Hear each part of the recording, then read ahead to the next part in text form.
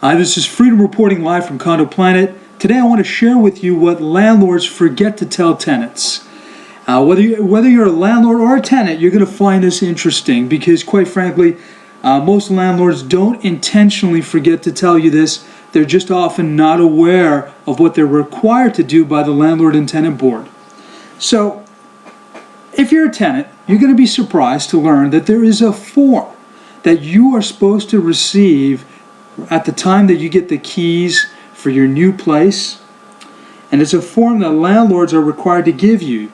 This form can be found on the website of the Landlord and Tenant Board.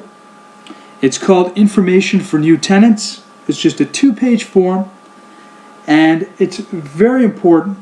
It's actually mandatory as per the Landlord and Tenant Board. So they don't make things mandatory unless they deem them to be important. And it's really about transparency, about making the landlord and tenant both perfectly aware of their rights and responsibilities, so everybody's entering the relationship with their eyes open.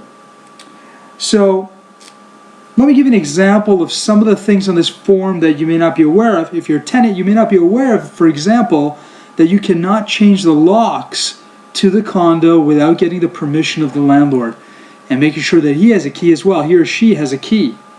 So that's some of the things. And quite frankly, a lot of it's quite obvious.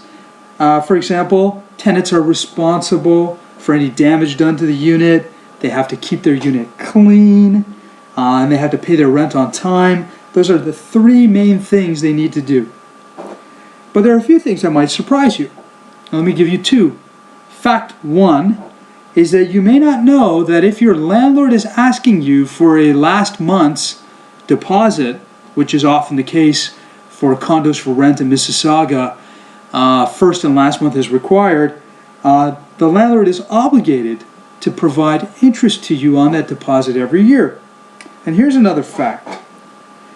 Though in most tenancies, tenants provide postdated checks, and that's often most convenient for both parties, you're not obligated to do so.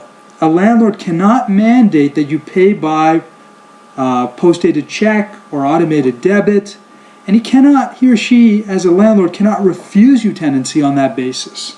So there's a couple of things you need to know, and I encourage you, if you're a landlord, to make sure you have that form, and if you give that form to your tenant, have a form that the tenant can sign, 2 copies, so each have one, confirming that they did receive that form. So there you go.